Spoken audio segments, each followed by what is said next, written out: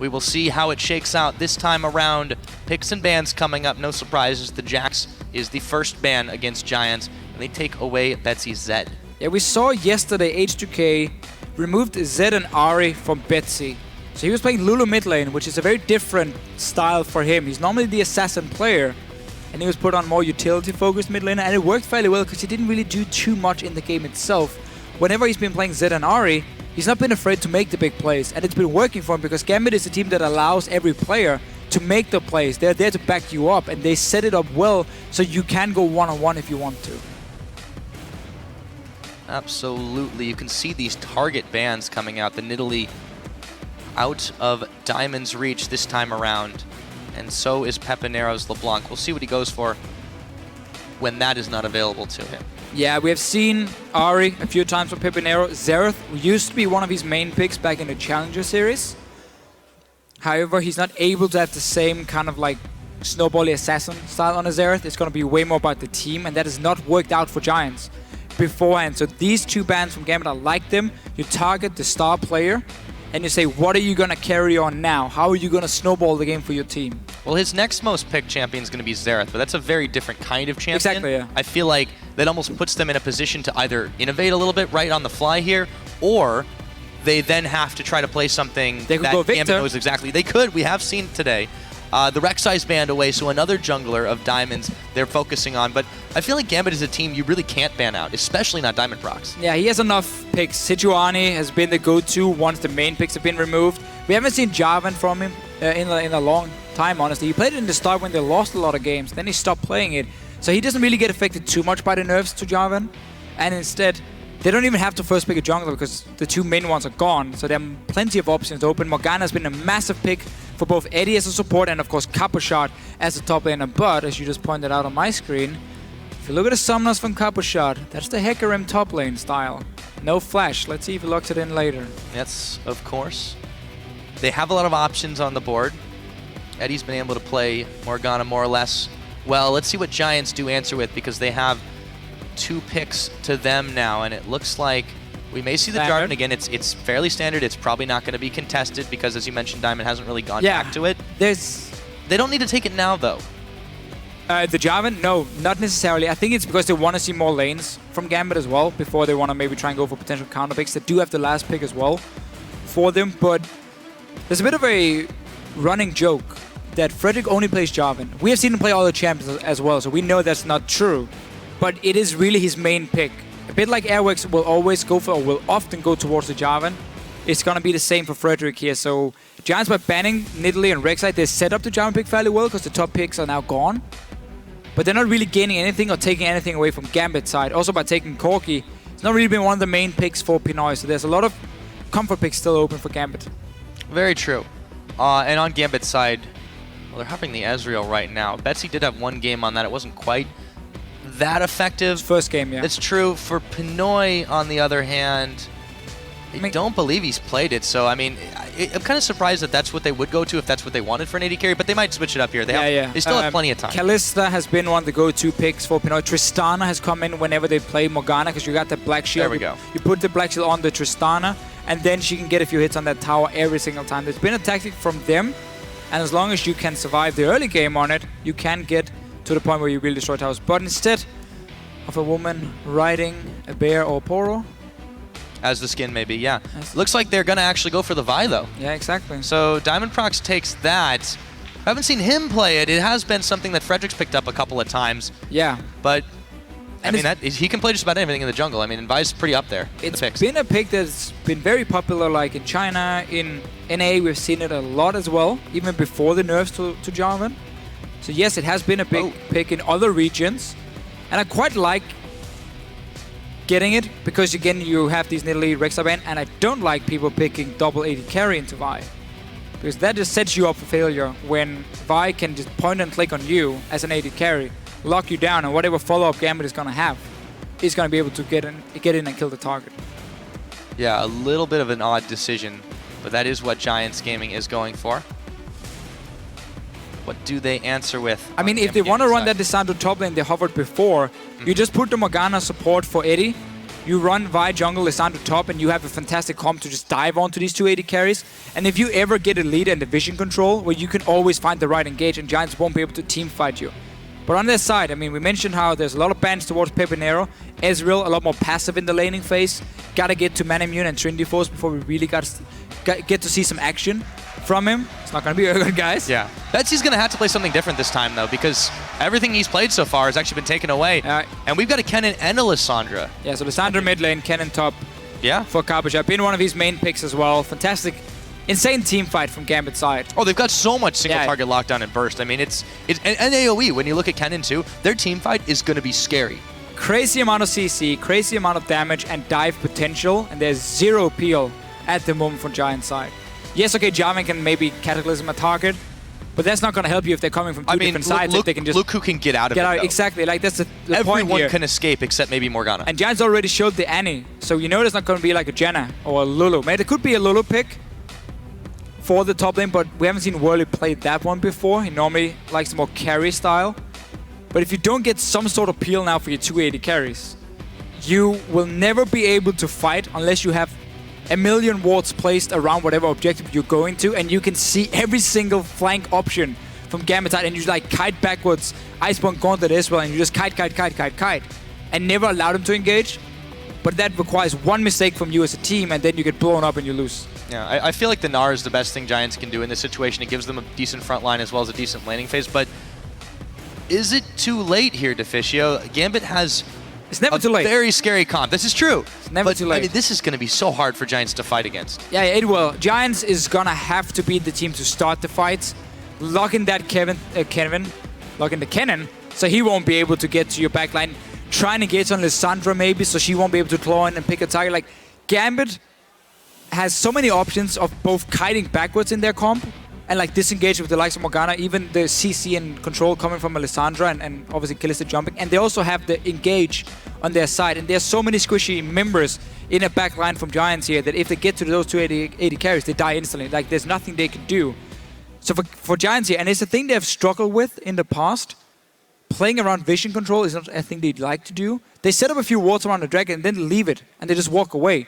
You cannot do that when you play against this much engage and CC. You have to properly time your wards around objectives, poke, and get the right engage. When you have the front line, Gnar, Annie, Jarvan going in, then you might be able to win a fight, otherwise you will get destroyed. Yeah, it's going to really be all or nothing, but you guys don't have to be as we load into the game. Why don't you get on Twitter and make yourselves a prediction? Tweet us at LOL Esports with the hashtags GMB win or GIA win. Let us know who you think is going to come out on top in this game. It's certainly going to be explosive. And speaking of, so is the crowd, the stamping feet. They are ready for this game to start. This is going to be the one that closes out Week 7, Deficio, and it's going to be Gambit Gaming versus Giants. It will indeed. Let's see what Giants wants to do early on with their comp, because Gnar into Kennen is not a good matchup for Gnar. That's fairly easy for Cabochard to control that lane. So I wouldn't be surprised to see them swap around, send the Corgi Annie to the top lane, try and leave Corgi on his own for as much as possible, or long as possible, give him that XP advantage, and try and use that around the 20-minute mark when you got the 2 items completed on Ezreal. That's where you group and you poke. And you are stronger, or should be if you play correctly, and then you can use that timing to get control of the map, or at least like 1 or 2 lanes and a jungle, spot the engage, and that's basically your go-to tactic. If you don't manage to use that 20-minute moment, well then suddenly Gambit can do whatever they want, because their late game as well is pretty scary with the likes of Kennen and Kalista. Well, the early game's looking pretty scary right now too for Audrey. He gets caught by the Dark Binding. 3 members of Gambit are here. He's gonna heal, but he might have to flash as well. Yes, he will. For the cost of an Ignite, they burn 2 summoners, or rather, a Exhaust, excuse me. Yeah, Exhaust, good binding from Eddie. Adric back to base. Let's see where he goes now. Gnar sitting in the top lane, so it looks like standard lanes from Giant's side. He's starting to back though. Oh, no. They don't have any wards to spot where Gambit is going on the map, because there's only one. Well, there's actually just 3 defensive wards, and okay, there was one. Sorry, I couldn't see it from Cabochard. That might have just been placed by Riot. So they know if they did spot him on that one. I didn't see if they did. Then they know he's top lane. They are going to swap, as we mentioned. So they must have spotted Cabochard beforehand. Very top heavy for the time being too. Yeah, you're going to give... See the Gnar swap down? So normally you would give Gnar the crooks here, so he gets level 2 and then he goes down to the bottom lane.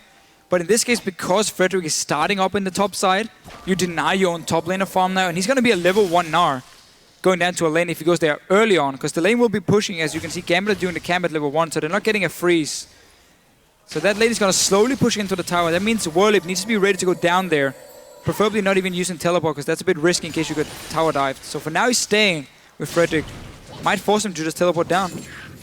Yeah, might have to burn that one in this situation. Still with the jungle tag team going on over at the Raptor camp. Meanwhile, in the mid lane, we saw Betsy taken a little bit low a moment ago by Peppy. Still, not a lot of kill pressure from an Ezreal early. No, that's very true. It's going to be a farm lane for him and giving the roaming pressure to Betsy. But look at what Gambit is doing. So because they know it's going to be the swap, they basically put Kalista on her own from the start. So she can slowly push in that wave and she gets an XP advantage over the Gnar. So when you get that one-on-one lane, Kalista will be able to dive him, basically, or not dive him, but jump him and try and force him away. Giants, however, there are 4 guys on this top side map, so Diamond should not be walking around here. Yep. Can't get punished for it. A little slow to move, and he actually has to flash to get away from that one. Edward was trying to push them off this blue buff, but Giants, they're having none of that. The Dark Bindings are down. There's still 4 members here. You can't contest Whirlip even needs with to go bottom Kabashar. lane. Whirlip has to go bottom lane now, or he loses too much farm. You're not going to dive anyway to the 2 guys from Gambit. The Morgana's here with the Black Shield. Kennen already got level 2 as well. Oh, sorry, with the binding from Eddie. There's the teleport. Oh, the binding's going to cancel it, Eddie. That's huge. Oh, that's big for them. Whirlip is going to be so far behind now. No teleport. Lost the entire wave. They're just slowly being built up by Pinoy. He's level 3 already on Kalista. If that lane ever gets reset and is in the middle of the lane, Pinoy's going to walk straight forward and just start trading on Whirlip and force him back. Meanwhile, Gambit getting farm on the Kennen. Another binding 2 lands on Audrey. He's at half his health. It's very dangerous for Giants right now with the lethality of Edward shooting those dark bindings, managing to land them on just about anybody. And this awkward 2v2 right now for Giants, even if they seem to have maybe in theory on paper, it's not really working out. They're getting shoved in. Yeah, Kennen is fantastic in terms of trading early. He basically counts as another 80 carry. Somewhat of an 80 carry. Funny enough, the old Giants team back in Season 3, the very first split, they were known for Kennen 80 carry on Gym Bones. So there you go, Pyra. Yeah, that's a history one. Them this time. But now they're getting punished by Kennen. Oh, and obviously a completely new team, so I don't think they care at all. It's okay. It's always good to learn history for history's sake. Thank you. The point is, Giants are losing this lane swap. Done deal. Yeah, they're having some serious trouble. Gold's not showing it just yet, but you can see in just a moment the Giants are going to be in a little bit of trouble. Pinoy moving forward onto Whirlib right now. Diamond was waiting in the wings, but he's not really required. Whirlib down to half health himself, and he just can't get any farm right now. And that's the benefit when you give your 80 carry the solo XP. Your supporter leaves, he goes to the top lane anyway, so he's there to prevent a dive on your top lane at the Kennen, who's going to be in the lane. You make sure your 80 carry gets so far ahead in XP compared to the enemy top laner that it's an easy one-on-one lane for him. And now, as we said here, once the lane resets, well, you just deny farm from this now on your own. You don't even have to invest any resources. Diamond didn't have to be here. He's there for safety. And if Whirlip decides to overextend, then he can kill him. But Kalista on her own is going to have a great time. Oh yeah, you look at the difference between the top laners. The farm differential is just massive. He does pick up the second Doran's Blade to have a little bit more bite early on. You can see Eddie waiting out there to see if he can get a binding catch on Audrey, who's playing back very safely for the time being. Yeah. Honestly, now, Riot needs to go down to this bottom lane and help Whirlip push out the wave. Because Whirlip is in a terrible situation where he's getting barely no farm, and Kabashar is just free farming the top lane because Eddie's there to help him. Riot is not adding anything in this lane. Anyway, they're not going to kill them 2-2. Have Audrey sit, not get binded, first of all, and just farm. Wait for the wave to push in, make sure Gnar can push out. Okay, it works with the jungler too here from Frederick's side.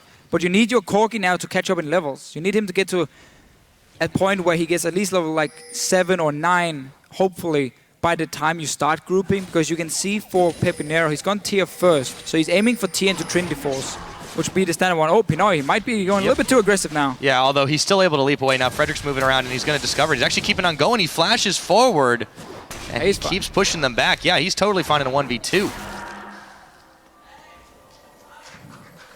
1 versus 2 as an 80 carry, but you are level 6 at this one. You got solo farm and solo XP all game long. Back up in the top lane too. Audrey, another binding is going to connect on the Tormented Soil. Kabashard, Riddle with the stun.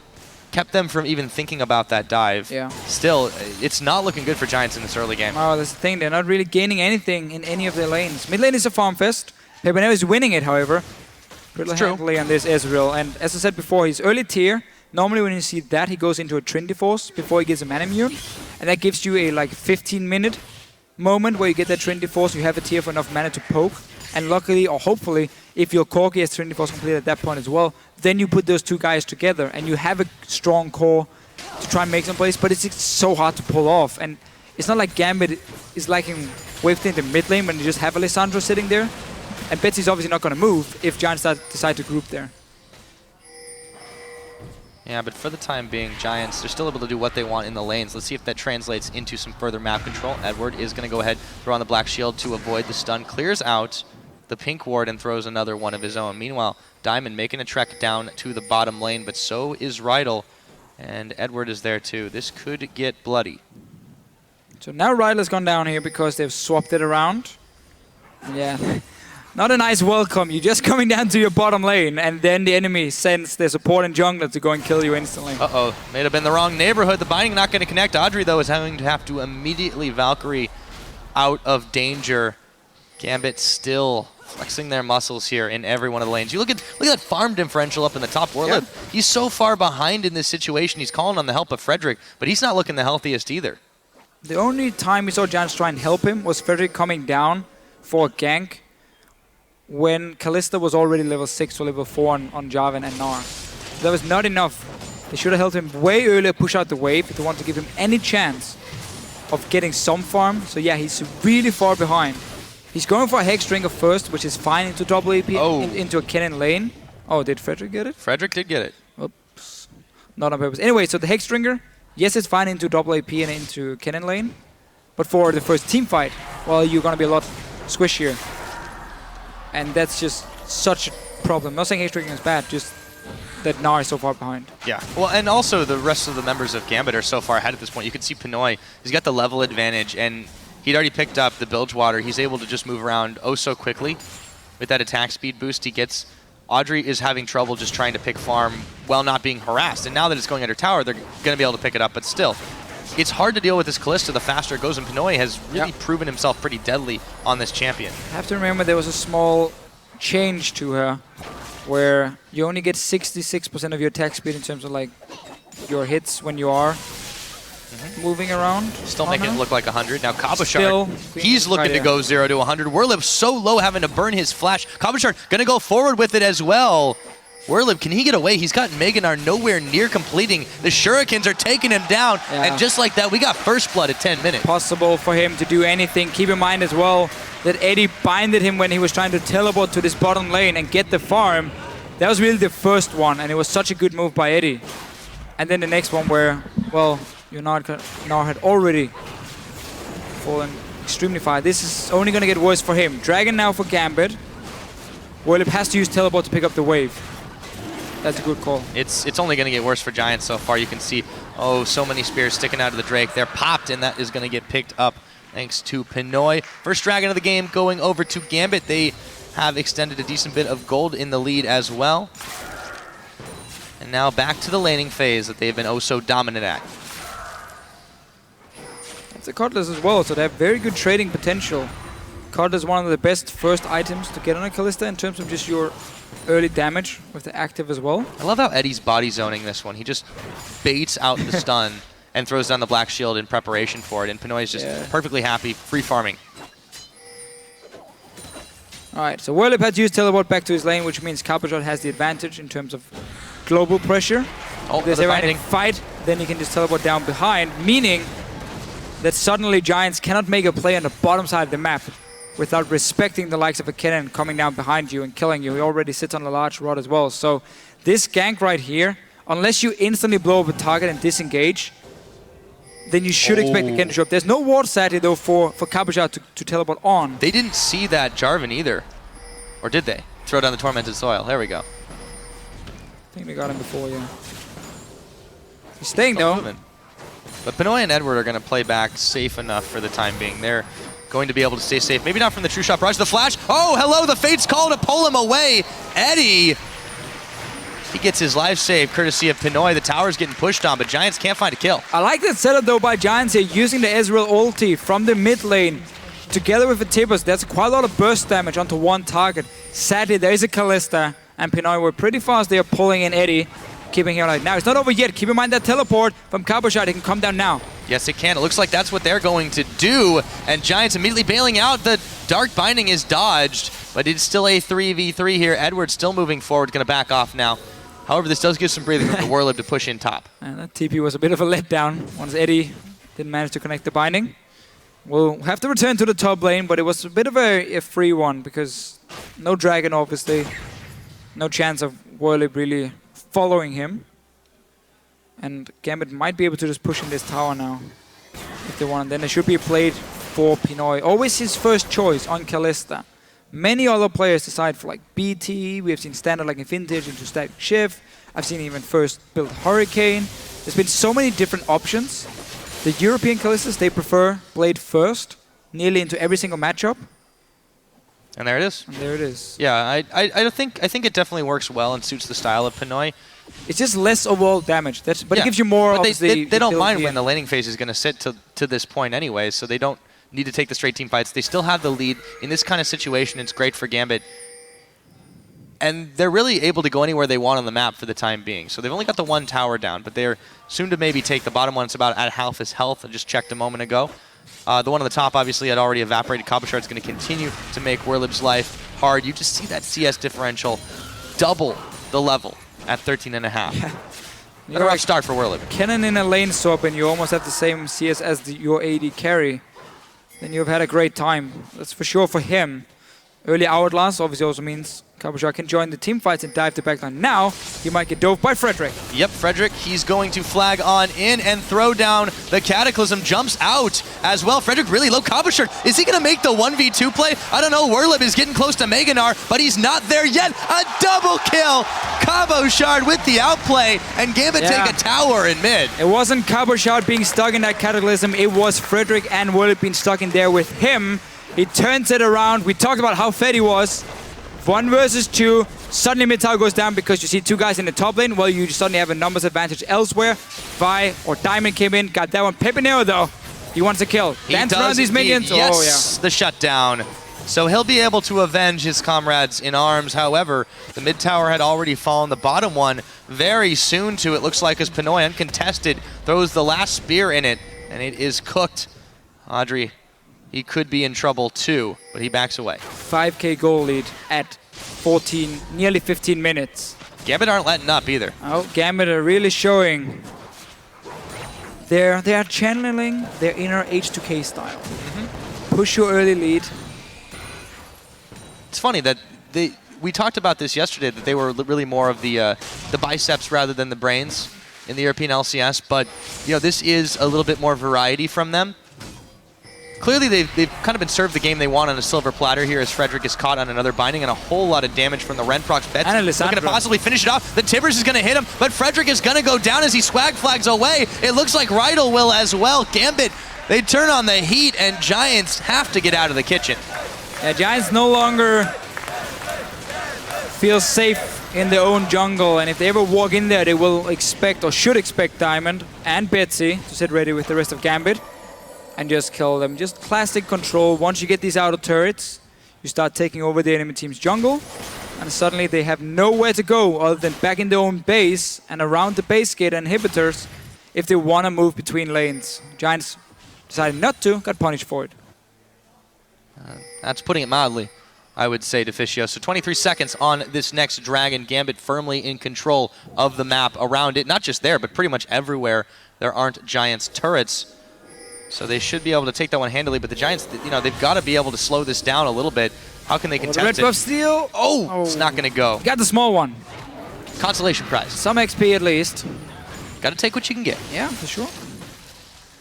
Tried the snipe at least. Didn't even have a ward on it, so it was a bit of a wild guess from him. Yeah, just an effort. And you mentioned the tier into Trinity Force. He did go for the Manamune this time. But I feel like that's a little bit more out of necessity than personal preference. Well, I guess just, I didn't know if he was forced back around like 5 minutes. to get it in. Normally what we see, if people go mana immune first, you just sit and farm your lane until you can afford straight up get the mana immune. You don't go back first for tier, then go back second time for mana immune, then turn to your lane. But Pepinero still is going towards Trinity Force second. Currently sitting on 709 mana. So this is going to be a very fast stacking tier. That's obviously what you get if you go back early and get a tier extremely fast. Doesn't give you any like combat stats in your lane, but it was a free lane for him anyway. He was just farming it really well, so he got to really stack that one fast.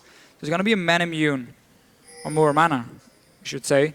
And he's going to Iceborne Gauntlet, so there will be some kiting now coming in from Giants. And once again, this is going to be about them spotting Gambit when they're trying to engage and then kiting around. You got to worry about the damage potential they have too, though, here, because this is going to throw so much of the burden of that onto Audrey. And he's got his Trinity Force completed, so he does have that power spike. But Giants, the problem is they've entered this mid-game so far behind. Yeah. Spikes doesn't really matter anymore. Exactly. It's going to be really, really hard for them to even take a fight. And Gambit, they're playing just too smart. They're out-rotating Giants, and they're really far ahead just in their fighting capability, too.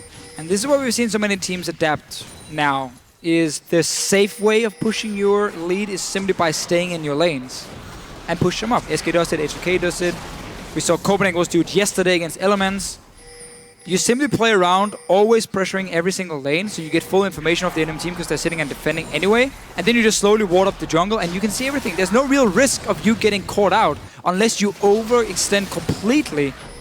And that's the only thing Giants can really look for if they want to punish Gambit. Exactly, and not only that, they're denying any attempts for the Giants to grab any more ground back by clearing out the vision immediately. It's just slowly suffocating them out of their own jungle, continuing to use those routes through the jungle to move in mass into lanes wherever they want to and keep Giants scratching their heads. Continuing to do that here, Giants, they are in some serious danger of having another quick game lost by them. Let's see if they can answer back, though. Gambit still pressuring down the bottom. And we have to remember it's Giants. They are a team who never gives up and will always try for the comeback. So we can never call it completely over with them. I mean, when they came back against Element. This is true. That was, but yeah. This is starting to get really, really tough, though. It is starting to get to the point where they shouldn't be able to come back because Gambit has gotten such a big lead. I just want to say still that I know they as a team believe in it and stay focused. You have to give them some credit there. We'll see how this game continues as the Flash Tibbers comes in. Pinoy, Eddie are going to be in some trouble, but we'll have to take a quick break. The pause comes in. Oh, that's going to be a tense on pause. Good setup, though, by Giants. We can just look at it now, how it looks. Obviously, the player's not allowed to remove the headset anyway, so they can't really hear us talk. But that was a pretty nice setup by Giants. Riot was hiding in the bush and saying, I'm waiting for you guys to push up, and I'm going to try and tip us someone before the Black Shield comes down from Eddie and see if we can create a very quick pick here.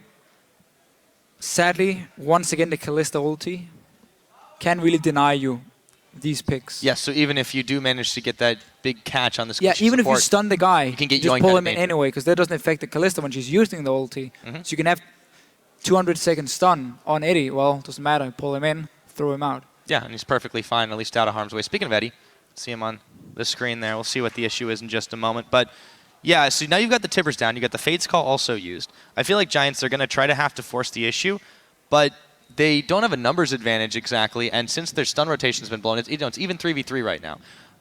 Both the top laners have the teleport available. How far do Giants want to push this? That's the question. I think now once they've missed the first engage, and they can also, they know they have only Mininar sitting in the top lane, to Kennen with already 3 kills and ulti ready, I would just back away now and say, okay, we tried, it was a good play, but obviously we can't really see exactly what's going on here. But it does look like Eddie got to safe. Still for Giants, once you get this far behind and you just push back into your lanes, the only thing you can do is what they do now. You try and make a bit of a risky play, see if you can catch Gambit off guard, create a pick or two, because once you get that 1 or 2 kills, everyone is forced to then back away, because you can't keep pushing the 2 lanes. If the bottom lane has just died, you have to respect the fact that Giants can now go from the bottom into the mid lane, and suddenly Betsy pushing there, he has to back away, and you buy more time. You open up the map a little bit more, because now you can walk into your own jungle. You just pushed Gambit back. You can clear the ping wards there. You can put your own wards down. You might even, if you're lucky with the timing, go towards the dragon. But the main thing now is just getting or regaining control of your own jungle, so you can sit in there and now look for the next pick And also you can move between the lanes a lot easier once you get 1 or 2 kills. So if they do manage to get the kills here, the rest of Gambit is going to be forced to slightly back away. Cabochard might be able to get something because he's all the way in the top lane. But at least the mid lane has to go back. And then the blue buff area is open for Giants to take over. Right. Or and of course, you know, even if Giants don't over-pursue this, they may scare Gambit into rethinking, pushing too far forward. Then they can grab some of that back. That undoes some of the work, though, that Gambit's been doing to continue to press their advantage and control, you know, 60, 70, 80, whatever % of the map that they've already got. Dragon's not quite near respawning. I believe it was taken fairly quickly just a little while ago. And, of course, we were just notified a minute that the issue in question was related to the keyboard of Edward, but hopefully that one does get fixed up pretty soon. Again, back to the way the aftermath and the ramifications of what this fight ends up being. Even if no one is killed, I feel like Giants, they do have a chance to get themselves some control of their map back, but by the same token, maybe they're the ones with the cold feet to this because they have blown the crucial spells, but Sivers is down, and then do Gambit take advantage of that and press them in, because then it could be disastrous for Giants Gaming. Yeah, we have to remember Pinoy is sitting on a blade, so he has lifesteal. So even if he does take some damage, he's going to sustain it back. And if they manage to pull in Eddie before he takes any damage either, well, everyone is still full HP. And you just used flash ulti from your Annie. That's going to be your main engage in the bottom lane. Unless the Jarvan can come in, but he should never be allowed to because there are wards in the jungle from Gambit, so he should never get that flank. Which simply means Gambit has no reason to stop. Because you just used all these cooldowns. You didn't gain anything. Gambit's just going to keep pushing it up. And it's just a matter of time before one of these towers take enough damage for Gambit to take the quick route and just say, okay, we know the mid lane tower is on 50%. Bottom lane, top lane, go through the jungle, get to this mid lane before Giants can walk around and defend it. 5-man, we just instant take it down. That's the risk, because these towers will slowly but surely drop down in health. Once they're low enough, it's an easy and fast rotation from Gambit through their own jungle, where Giants have to run all the way around the towers to take down 1 or 2 out of more and get into a bigger goal. Exactly. We saw the same thing happening with H2K versus the Wolves, where it was just the defending team was at a disadvantage, unable to use their own jungle routes in that situation. And that's exactly what Gambit wants. They want to keep that pressure up and just completely drive away any chance for Giants to push really them get into involved. a corner. Yeah, exactly. That's it. Just keep pushing them in. So we'll see if they can keep doing that. The real question, though, with Giants is, can they make the big comeback? That's always the big thing for them. Can they keep that tradition alive of, even when being completely down, just take an absolutely ill-advised fight, somehow make it work for them? But, you know, they shouldn't have to be in these situations. I mean, this is the big issue for them going forward, and they've allowed Gambit to do that. We are replacing Edward's keyboard, so hopefully we'll be back into this one in just a few. In the greater context of the way that the league's been shaking out too, I mean, every game is becoming a must-win for Giants. MWM, they picked up a couple, so Giants Gaming, they're not safe out of relegation territory. No, that's true. And Gambit, you know, this is a hungry team. They want to move themselves back up the standings after, you know, frankly, an abysmal start for them. Once they manage to pick things up and get steamrolling, I mean, they've been a force to be reckoned with, and Giants are finding that out right now. Two very different teams in terms of the standings. Gambit are looking to try and break into the top 2 and secure a spot in the semifinal, and obviously Giants are looking behind them, where MOM is sitting only 1 win at the moment away from Giants. So by them losing here, well, again, you never really feel safe. Let's see what happens, though. We're back into the game. Yeah, we will. Rydell, he's going to go down immediately. And Frederick is going to follow Cabochard with the Zanya style points after the fact. So I guess there's our answer to Fishio. No stopping the Gambit train. It's left the station. Betsy taking a little damage on the backside of that, but they're going to be able to take down the tower. Easy peasy. The Giants didn't even have time to back away before Cabochard came with that teleport and destroyed them. We had the Mininar only for Whirlip, so he wouldn't be able to do anything. And Gambit, quick turnaround, got a tower, 7 kills for 1. 2 dragons, 20 minutes in. They have a lot of options now. Either you go for 5 dragons, you can also just get the last 2 outer turrets on the top side, because now you can put all your focus on those 2 lanes and the jungle around the Baron. Once those towers are down, you go for Baron after. Obviously, you don't allow Frederick to get close, because he has shown that he can steal Baron a few times.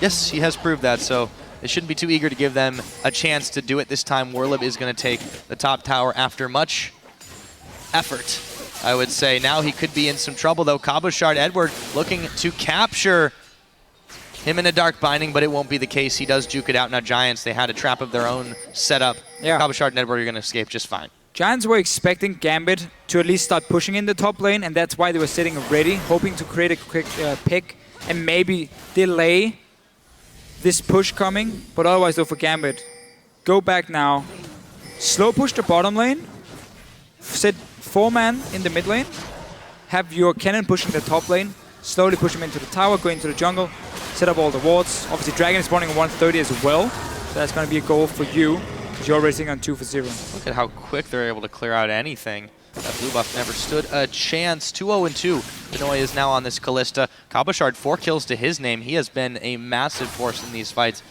That 2v1 outplay really brings to mind Diamond looking to make a play. Giants backing away from that one, and it's just turned into a game of chicken for the Giants gaming squad. And now the bot lane is pushing for Gambit. Dragon is spawning in a minute's time, but they have all the wards around it. And remember, Giants can never face check. When you're running double AD carry, you can never face check a team like this. Pretty much, you can't face check anything. But that should just secure another one for Gambit. Keep pushing in, there we go. We got the push in mid lane, we got the push in top lane. Betsy moving in as well to join the team in the 4-1. Can even go top lane, get a few more wards down, or just slowly push down these 2 towers like they're doing now. Yeah, True Shot Barrage is going to come in and chips away a little bit of Diamond's health bar, but those waves are being cleared oh so fast. Gambit can keep this one up. And Werlib, he's only got a little bit of time left. Yep, the Mega Gnar goes down. That is going to be Cabochard moving back up to the top lane to do it all over again. Giants, they have to find an answer here to stop this Gambit assault. Flash is not ready for Riot yet. They're going to need that one if they want to catch someone off guard from Gambit's side. Because Frederick is not going to be able to get the right engage for himself. So it's going to be about Riot here with Flash Tibbers. It's up in a few seconds. He needs to pull the trigger somewhere, otherwise these 2 tier 2 turrets are going to go down as well. And there we see they're the one pulling the trigger. Right through the jungle. Oh, there's a big Gnar though. Yeah, Betsy's going to throw down the Frozen Tomb. The smite is on. Here comes the rest of Giants. However, maybe Gambit have overstayed their welcome. Betsy going down to Audrey. Cabochard Diamond trapped in the back. They take out Frederick. Cabochard is going to get blown up by a combination of Peppy and Audrey. But nonetheless, Gambit Gaming still trying to make good in the mid lane. Dragons Live, however, looks like they're going to go back and set up for number 3. And that was everyone from Giants going top lane to get 2 kills. Mid lane tower was then open. Pinoy picked it up for himself. He's going to get a dragon as well now for Gambit's side. So they can't even complain about the fact they lose 2 guys because they get 1 kill, they get a tower and a dragon. And it's what you have to do. Because when you are that much stronger... Oh! Okay! Oh, ran too early from Pinoy. You know, he may be building blue, but I feel like Peppy's going to be pretty happy after that one. Big plays. Holy. So important. Suddenly this 5th dragon is very delayed, and you get the 6% for Giants. That was huge. And Pinoy not having the AD to pull off that Ren. No, I think that was a little bit greedy of them to try that without Diamond at home. Nah, it's fine because Rend itself does more damage than a smite when you get so many stacks on it. It was just he mistimed the damage, simply. Or maybe he likes Giants and he has them in fantasy and he wanted to give them a dragon, I don't know. Yeah, could help. Nonetheless, Pepinero's able to make good on that one. Giants grab their first dragon after the fact. Still down a significant portion of gold, but they've got a chance to close that just a little bit here with the tower. But Diamond is there. Assault and battery onto Audrey. He's down already. The Mega Gnar trying to help the team, but a teleport coming in now. Cabochard will join the fray in just a moment. Here he goes, rushing forward. Werlib is isolated from the rest of his team. He's locked up. He's taken down, and it is a 2 for 0, even with the True Shot Barrage coming in. Pinoy, though, gotta watch it. Pepinero's got some damage. Pepinero's doing some serious damage here. He's going for it. Missed the Mystic shot there. Otherwise, though, Gambit once again. They show what they can do once they get the engage. Blow up Giants.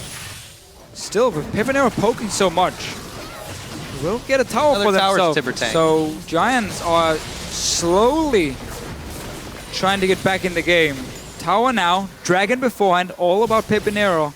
And his damage is scary at this point. 25 minutes in on Israel. That's where you want to be. That's where you want to make the plays with this blue build for him in this case. Obviously, Corki is at fairly behind in terms of farm, but there's 2 kills still for Audrey, so he's not even in that bad of a spot. And look at Pepinero again. Yeah, Pinoy's going a little low. Oh boy, Peppy has to burn his flash to get away. And one thing we didn't really mention too much, he's been rocking the cleanse this game too. So he doesn't have to go for the Quicksilver Sash. I mean, he's got that as a summoner. He could, even for extra, just to avoid being locked down. I mean, I guess that's one way to deal with a Vi. Or Lissandra, for that matter. Yeah, sadly, though, and this is one of the annoying things when you play AD carry in solo queue as well. I've talked a lot about solo queue today for some reason, but QSS doesn't do anything against Vi. Sadly, as she's still going to target towards you and not go. Yeah, like she still goes, you know, it's a little bit more useful for things like a Zed. Yeah, you need it for Zed. Lissandra. You need it for, again, like but she's CC. still already closing the gap on you. It is a knock-up coming in from Vi, so sadly you won't really be able to stop that one. Same goes for like, you know, the Nolda's ulti. Won't be able to QSS that bad boy. Diamond could be caught up here. Giants, they're going to collapse on him. Pepinero, he's going to get his second kill of the game. We talked about him being really the linchpin of this team. And he's really making the big plays for them this time. It was a little bit more cleanup duty in that situation. But still, he's the man that Giants can follow into battle. He's the big carry. And he's going to have to beat again for them. He's the Fed guy on his Israel. Almost 300 CS, 27 minutes in. Well, it would be a big comeback, but we have seen Giants pull off a couple of those upsets before. Still, Gambit Gaming hold a significant lead in this game. It's 27 minutes in, but they have slowed down their pace a bit. You're going to need a blue buff on this Israel, and then a fight out in the open where you see Gambit and you don't allow him to engage on you, and then Pepinero can still jump around and poke you down. Sadly, though, Gambit is not exactly going to give up the map control to Giants, and they're going to keep looking for engages every time they have the chance. See hero, kill hero, wash, rinse, and repeat. That's what Gambit's looking for. They're standing on a ward right now. They're going to realize to clear that one away.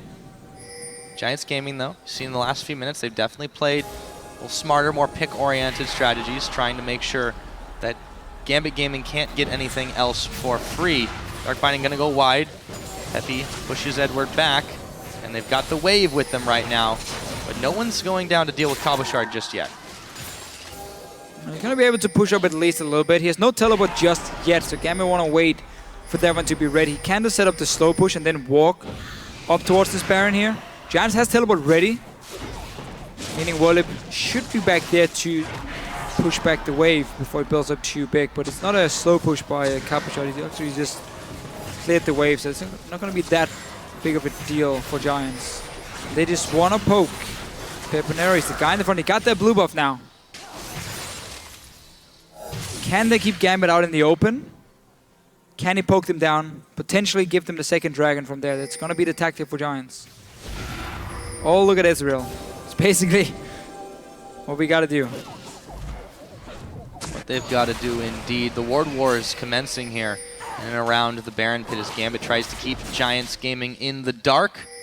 It's 29 minutes in. The next dragon is about a minute away, so Gambit have to get in position to control that area of the map too. Giants, though, they're the ones who are trying to move around and make some plays, clear out the waves that have been pushed against them. Skullcrab goes down. Gambit Gaming actually eyeballing this Baron. Should just be able to bait this one. It's a little dangerous to start with Giants hot on their tails. They simply just try and bait it because they want Giants to walk into the river where they don't see anything and then quickly turn around. They can do it now. If Betsy gets onto the backline now, they can see everyone. Or Eddie maybe with a binding. Then the fight is on and should be in favor of Gambit. But Werlip, he's got the Meganar. The Frozen Tomb is down. Whoa, taking the Baron damage. Yeah, he's going to make a move to get away as the house comes down to the back of his head. A teleport comes in. Eddie going to turn around. Oh, the Soul Shackles onto Pepinero. He's exhausted as well. But down goes Eddie. Audrey maybe soon to follow. Cabochard not making it happen. But meanwhile, in the back, Gambit Gaming were cleaning up. Werlip and Frederick are down, and they go right back to the Baron. -1 support. I don't know if Peppy can pull off this steal. It'd be a hell of a one if he can try it a little bit early. This time it's not going to happen. That's still really low. His red buff as well. He should go in for this one here. He might be able to clean up Gambit. Yeah, Rydell's there as well. Gambit actually trying to peel off of this one. Peppy, oh, look at that damage on Diamond Prox. Moves back in, and he gets taken out by the Baron. Pepinero going to pick up the kill credit, and the Baron is going to go so low, go down. No, they're going to get the kills, and the ace, a triple for Cabochard, and it was so close for Giants. But close doesn't get you the Baron. Oh, Giants, they wanted everything. They wanted the kills and the Baron. They should just purely focus on Gambit. Don't try and take it when you have no smite either. So first of all, Willip jumping in, Betsy ults himself, then flash away. So this is not a good start for Gambit. Eddie even being poked down quite a lot. But then he tries to turn it around. Pepinero is forced to jump the wall, so he's now out of the fight. Obviously, Adric goes down while they're fighting down here near the Baron itself. Here's the thing, though. Red buff, blue build Ezreal. You should not try and finish the Baron chase the kills instead. You've gotten them so low. Get the kills first. Don't try and go for everything. First one here. Diamond will go in and see if he can smite it. Baron kills him. And here, Pepinero. No, keep going for these. Pinoy is super low. Bets is super low. There's one hit, one Mystic shot. Yeah, he just didn't have nearly enough damage. You can see now, Gambit, they're pushing their edge forward after that big pick there. Thanks to Cabo Shard and the rest of Gambit Gaming, they take yet another dragon. That will be their third of the game. And I got the Baron. Yeah, and they have the Baron on a few members. I mean, Giants, they're in dire straits. Such a tough decision. I understand Pepinero not saying, I don't want to jump into the cannon as well. So I'm just going to try and take this Baron and then maybe back away. But I mean, they were on the same page. So Audrey went forward to get the kill, and he had no backup, and that's what allowed Gambit to blow them up. That's where like this split decision making comes in. And it's so tough because everyone on your team is just yelling, go Baron, no kill them, go Baron, no kill them. And it's really, really tough to make the right decision for him. He tried to take the Baron instead. Didn't work. Gambit got it, got the kills. Third dragon, still 10,000 gold ahead for them. Yeah, quite the lead in their favor. It's 32 minutes into the game, and this action has been non-stop. Now it is Giants making the offensive move, trying to take down this top tier 2. But there is a Cabo Shard there. The Baron-empowered minions helping him out. Here comes Pinoy looking for Pepinero. He pops the Ren really early. Just going to be able to clear the waves. Peppy doesn't want any of that. No, we got some good AD now for Pinoy with that BT. So these Ren stacks really start to hurt. They're pushing up once again for Gamside. You have the Baron buff. Just go 5 together because Giants won't really be able to engage on you from their own base. Just watch your 2 flanks. Eddie's there now doing it, and then you can just push in. Yeah, push in very quick indeed. Thanks to that Callista, the rest of Gambit Gaming are able to take out that tower. Diamond now can dash his way out with the Vault Breaker, but Gambit aren't done just yet. They have some options. They could push on the bottom side, but they're trying to bait Giants into a fight to take down this inhibitor. See Giants. The side lanes is slowly pushing that they don't really care about those. They just want to go straight for this inhibitor here. And potentially, if Giants want to fight now, well, that's not going to work because Gambit can see you engage. And they get the inhib. There's really nothing they could do to stop that one. The siege is just a little bit too ridiculous to deal with, and the lead is so heavy. They're going to go ahead and split their attention. A few on the bottom, a few on the top. And actually just clear out the jungle of Giants Gaming. They're not going to be able to grab anything back. Take everything. Belongs to you. And it's funny with Gambit because we've seen them being this far ahead beforehand, and then in the start of the split they had trouble closing out the games, and they would always like walk around a little bit and really try and push the lead. But this game they've really put a lot of focus on 1-3-1-ing because they were so far ahead. They got the Baron secured as well, even though they had to fight for it. They got it. Now inhibitors, so they're not waiting around. They're basically saying, we know we are a lot stronger than you are. Especially our top laner with 8 kills is pretty happy at the moment. I think you have some serious cause to be. 2-2 on Kennen. It's not too shabby at all. Gambit Gaming looking to push on the top side now. See Eddie, Pinoy, and Cabo Shard all there. Remaining members not too far behind. They've sent Werlib on Giant side down bottom to deal with this wave building up against them. But he's going to have to get in there pretty quickly if he wants to defend this push by Gambit. He's got the teleport. He might have to use it. And there are super minions streaming into the base as well. Frederick and Riot hoping for someone like Eddie to maybe walk in first and not popping the black shield. He was smart enough to put the pull down. Super minions pushing. Should be another tower for Gambit. Just go 5 together. No problem. At this point as well, you can just tower dive if you want to. You don't have to. That's why they're not doing it. But you have a Vi, Lissandra diving onto like Israel or Corki. You will be able to lock them down. Yeah, and I feel like Giants know this too. So Frederick's going to be the one locked up by the Dark Binding, but that tower, for the price of a minion wave, it's already at half of its health. Yeah, it'll regen, but that'll be a little bit slowly. I don't think Giants Gaming have that kind of time on their hands anymore. Gambit going to keep pushing in, even tanking a little bit of that tower. 2 minutes till the next dragon, but we may not get there at this rate. Werlib still trying to push back the super minions in the top, or in the middle, I should say, and back in the top. Gambit's back at it. Black shield, your 80 carry, take down tower. There we go. Oh, yep, Ryan and the is fight's going to get started. Rydal, he's going to go a little bit low. Frederick going to try to be the hero. Diamond is caught in the pit with him, but there's havoc on all sides. Werlib, Meganar, but Rydal, he's already gone down. Frederick soon to follow. There's the Fate's call. Edward, they throw him in. Frederick flags way back. The shutdown. They're going to be able to pick up a kill there. Audrey with that double now. How have they pushed Gambit Gaming back? Betsy, Pinoy, Edward all dead. but Werlib and Rydal are as well, so Gambit are going to back away from that one. They didn't secure the inhib. No, but that was close to the perfect fight for Giants. The guy that flashed Tibbers on Betsy, he didn't even ult or flash or anything. He's going to die first. So now suddenly that threat for you AD carries is gone. He's going to die here. There we go. And they get a great setup, honestly. The ulti from Cabochard, they managed to back out of that one as well. So it's looking great. And we're just going to see Pinoy diving on. He pulls in Eddie and overthrows him, or Eddie himself. And instead, Pinoy gets taken down. Frederick even stays alive. So Giants got a great fight. Still traded 3, or 2 for 3 in this case. Defend inhibitor. Now, I almost feel like they have to go straight Dragon, set up the wards around it, and just hope Gambit is being a little bit overconfident maybe, and just walk in alone to start seeing what's going on, and then you kill them and potentially go for like Baron, but yeah, obviously Baron is spawning as well, so Gambit is just going to say, we can give you Dragon, we're just going to take Baron for it, so... Yeah, so even not really any options, no, for Giants to gain anything. It's really difficult for them to get an advantage off of that fight. They have to stay back and defend. There's still supers pushing up in the middle.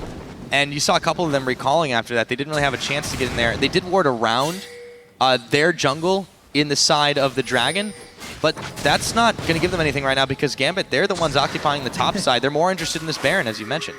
Why is Pinoy having a normal Mortis against double AD carries and Jarvan and Gnar? That is a good question. Anyhow, he needs more swords. He's so far ahead he can do whatever he wants. But that one is not going to be too effective for him, that's for sure. Maybe against Rydal. He's afraid of getting blown up. 2 members now on this Baron. A lot of spears sticking in the back. Cabochard's going to join as well. And that one is not going to be contested at all. The Rend procs and the Baron goes down this time without a fight by Giants Gaming. So another 3 minutes of Baron enhanced minions. Yeah. As well as that extra boost. And a Dragon coming in as well, just for safety. So you got that 5th Dragon option if needed, but when your Kennen is already sitting on 4 or 5 items completed now, going towards a Rylai's as well. 10 kills. You are not looking for the 5th Dragon. You are looking to go towards the base of Giants now. Get that bait inhibitor first and get the top lane. Wait for super minions, get the last one and win the game. 4 out of 5 Dragons, 2 out of 2 Barons. Gambit, they've controlled the objectives quite well. The only one they gave up was that Miracle Steal by Pepinero, and I don't know if he's going to be able to pull off any of those anytime soon. Nothing really on the map for them to take as Gambit have gobbled it all up. The rocket will come in, pound Cabochard in the head, but that's not for that much damage. You can see Gambit Gaming, even after that fight, losing by going a little bit too ham. They should be in a good space to push in once again. There's 2 naked inhibitors, one on the top, one in the middle. Where will Gambit go? Almost doesn't matter for them. Should be the same after all. Diamond has been pushing bot lane now, so you got minions in every lane, buffed up with this Baron. He's already getting some damage on the tower. Giants aren't moving fast enough. They're going to try to fight in the middle. There's a lot of damage. The Gnar against the wall. Betsy, he throws down the Zhonya's after the fact. Eddie's the one who gets pulled back. They didn't manage to get the kill. Werlib still trying for the team, but he's going to go down. It's a double kill for Cabochard. Where did Giants Gaming go? Pepinero staying alive, but his team is no longer going to be standing behind him, at least not for 30 seconds. Gambit Gaming, they are pushing through Giants base, and it's in shambles. Yeah, got minions coming here in the mid lane, already buffed up with the Baron. Will be the finish for Gambit Gaming. That is looking like it right now, Deficio. Just shy of 40 minutes into this game, Gambit with a massive offensive move. See hero, kill hero, and they killed a lot. GG to them. All around, just a solid performance from Gambit. They got the lead early on. They kept the lead. They won the lane swap, everything. They pushed all lanes. Pretty clear victory for them. And for Giants now, we're still looking at that fact that MYM is 1 win behind them. They won't face them because they already played them twice. They're 1-on-1. There's no tiebreaker scenario, but still, you've got to be careful if MYM keeps winning games. But for Gambit, they've got to be pretty happy with that one. It's about as clean as it can get. Maybe outside of the H2K victory we saw right before that one. And they did make some mistakes. Admittedly, they overchased in some situations. You mentioned when they didn't have to dive and they dove up on top. Yeah. So, it's not quite as surgical, but they're definitely getting there. Yeah, I think Gambit said, okay, at around 15, 18 minutes, we are really far ahead. let's just play it out, you know, we don't have to be 100% focused anymore, 100% try out, and then sometimes you do make some very, very, very small mistakes, and that was the only thing. And that extends the game a little bit too. I mean, I feel like they could have won this a little bit quicker, but they did drag You're right. it out. You're 100% right, for sure. You're right. It's just sometimes you feel like you're that far ahead that you can just kind of do whatever you want, and then it can end up taking a little bit longer than it should. Where we saw H2K earlier to say, well, we want to go home. Clearly, we want to have weekend because we're just going to take 23 minutes and that's it. Yeah. But it's also the thing about Giants, and it's a thing a lot of teams praise about Giants, is even when they are behind like 10,000 gold, they never give up. They keep trying. They keep flashing onto you with the Annie, and if you're not ready for that one, it might delay you quite a bit because you might end up lose a fight or at least trade like 2 for 2, and then you have to go back, reset the whole thing. So there's also credit to Giants for honestly just staying in the game and keeping it cool. Yeah, and you know, again, as you mentioned early on, they're never a team to just give up, to just roll over and let the win happen to them, let them take the loss. They try and try and try again, and they had some really stellar engages. I feel like this is one of the reasons why they preferred the Annie in that situation. Oh yeah. But it was just so difficult with the reaction time from everybody on Gambit. I mean, there were so many situations where they nearly popped Edward, only to have him yoinked out of their grasp. I mean, that last fight, he was at like this much health, and they managed to get him out alive, and it was just, they were so far behind from the get-go that they couldn't do anything about it. Yeah, already from pick and ban phase, they put themselves in a very risky situation where Vi had already been locked in, and they go for like Israel, Annie, and Morgana obviously was the first pick, so there's no chance of the Black Shield versus the Vi, which is basically one of the only ways to stop her from getting to your AD carry. That was already locked in. Okay, 2 more picks for Gambit, and you've already shown your double AD carry with no peel. Well, obviously Lissandra, and now Kennen came in as well. It just gave Gambit so many ways of winning the game, and meant for Giants, if you make like one mistake at any point and you fall behind, you're going to get punished. Your comp can't really do anything. So they played a comp which is hard to pull off, and they got punished for it. Well, this time Pepe did still stand out once again. I mean, yeah, Pepe he's great. You need more than that one, and you know, well, I suppose that's the end of the game. That's the way it goes. We're going to go ahead and head on stage where Quickshot, he's standing by to talk to Gambit Gaming's Pinoy. Thank you very much, guys. That is how the cookie crumbles, and it's Pinoy that destroys the cookies of Giants. Congratulations on the win. Is it fair to say you were carried by Cabochard, or how did Gambit win the game? Well, Cabochard 1v1 their top lane and 1v2 their top lane, while the other lanes were just even, I would say. So yeah, Cabochard kind of just destroyed his opponent, and we just played around him how we should. Well, congratulations on the win. It was convincing. It was quite exciting to watch. With that victory, Gambit is now in 4th place, solidly. Did you expect to be in 4th place coming into the split? And how are you finding the LCS after 7 weeks of games? Well, the goal was obviously around top 3 and 4, but our main goal is heading to playoffs with as good seed as possible. And after the 7 weeks, I feel really good. The first 2 weeks was a bit meh because we didn't have internet, we didn't have the right practice environment, and now it feels like really great because we have also been picking up a lot of wins. We lost yesterday. It was the first time the team actually felt great after losing, because it opened us to like improve a lot heading into IEM and the rest of the split. I'm really happy to hear you say that, because Gambit as a team feels like you guys are building camaraderie as the weeks are going on. You've got some tough games ahead of you, Unicorns of Love, MYM, Elements, SK. Are you nervous about any of them, or are your sights still set at the end of the split and you're focusing more towards playoffs?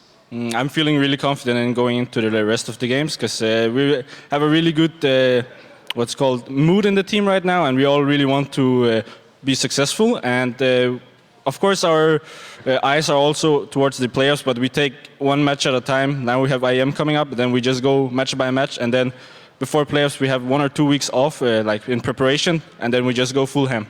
I hope you do go full ham. It's always fun to watch.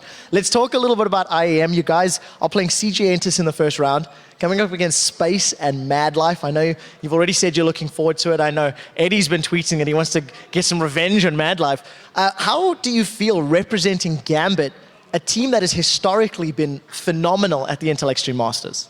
I feel being around Diamond and Edward gives extra power again in IEM, because I really felt it when we were playing at IEM Cologne. I really felt that I could do much more. Like there's some power around it, and Space and MadLife, I feel really confident going against them. I think we have a good chance, me and Edward, because I don't think they're the greatest bot lane, but we are just here, like doing our best, just trying to represent Gambit as best as possible. It's like they were old rivals now, and some say it's not the same Gambit, but we're trying to be our own new Gambit, and we will just do our best at IEM as possible. Yeah, I think it's actually fair to say that the new 2015 version of Gambit is performing on their own merits, and you guys have earned the spot.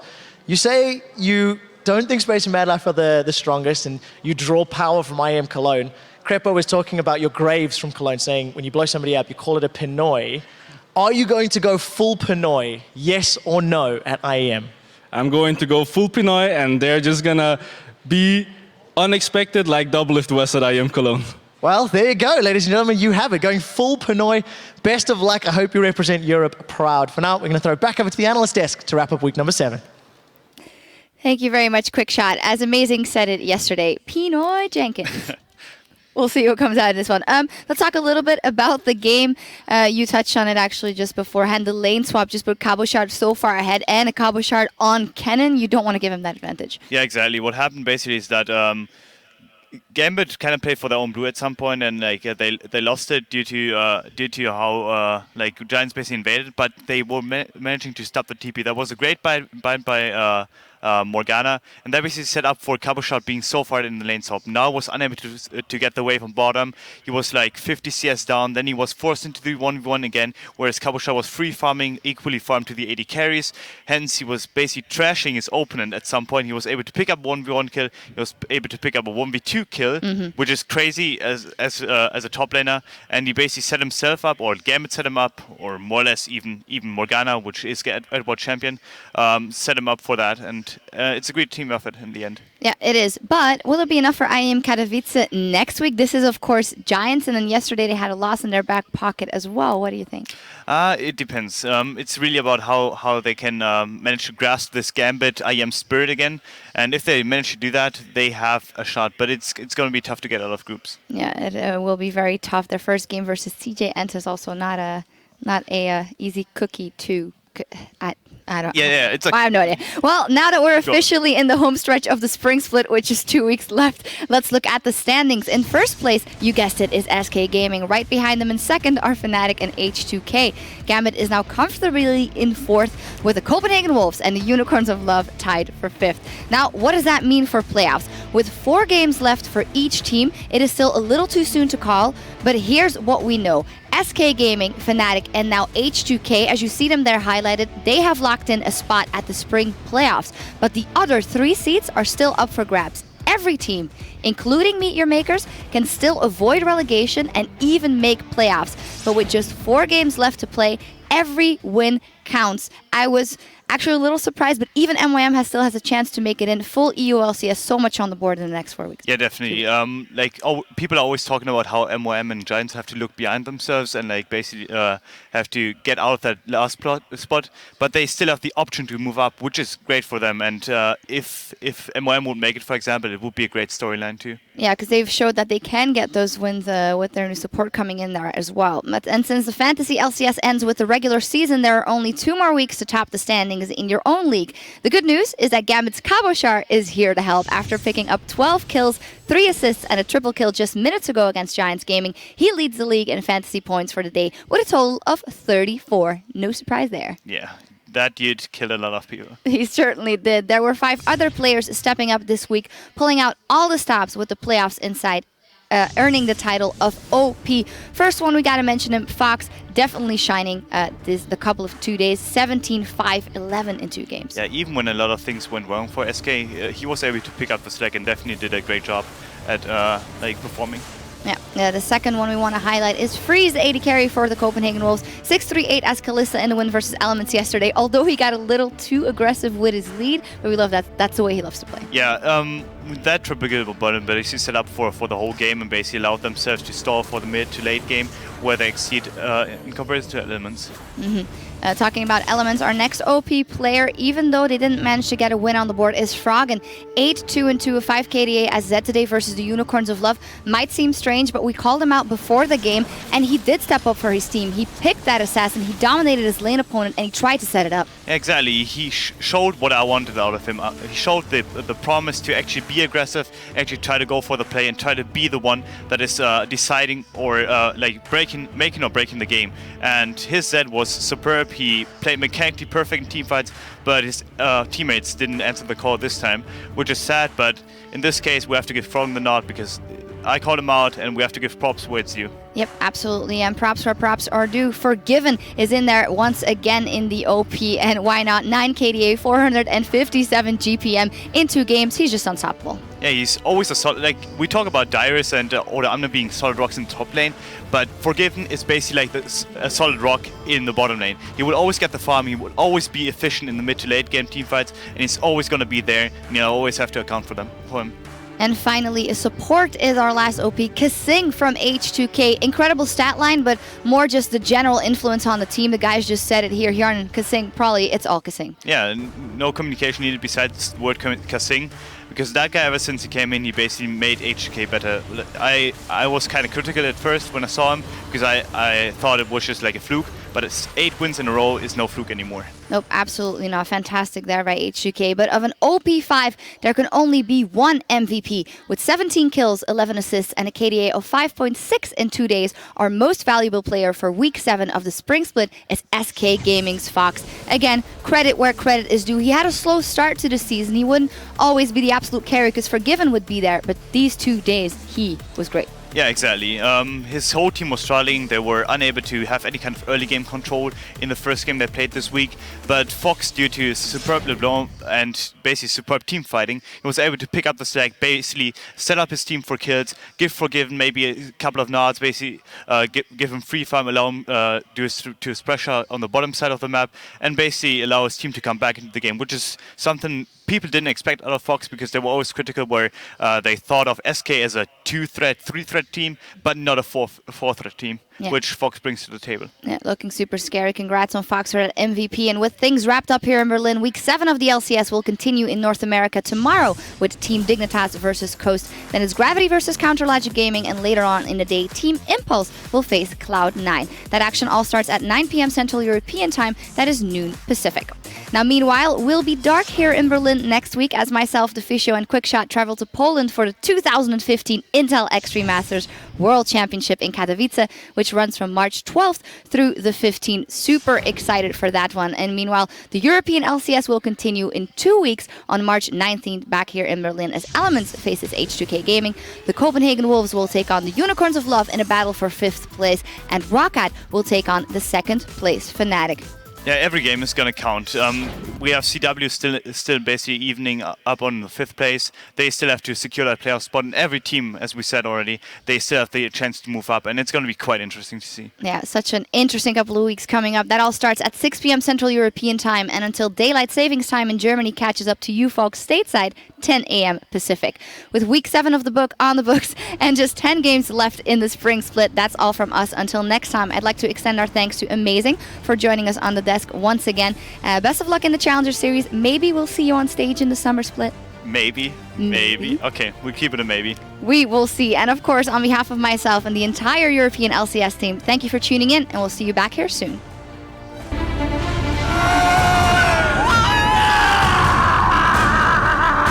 For Roccat, a team that is 5 and 8 on the standings. Tidal Wave goes out. Gold cards onto Enrated. Here comes Warlight. That's a huge shockwave. There's not a lot of damage to follow it up. SK Gaming have got the aspect. Overpower once again in the thick of things. Yankos pulling a few members. It's only the tree that's caught by the shockwave. SK Gaming retain control of the European LCS.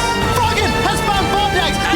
Power of Evil. That's a double kill for Froggen. They're going, oh, Wicked! Down to see what he can do. Wicked is down. No wild growth. No wild growth. The Unicorns of Love are 7 and 7. Not like that for me. You want some water? Let's have some fun, guys. I'm gonna have fun by winning. That's another kill for Steelback. The Monsoon from Fnatic. They've got Horo. Fnatic will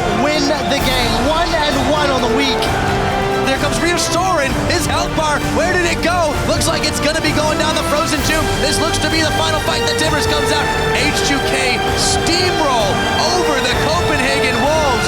Pepinero going to pick up the kill credit, and the Baron's going to go a little low, go down. No, they're going to get the kills, and the ace. Gambit with a massive offensive move. GG to them.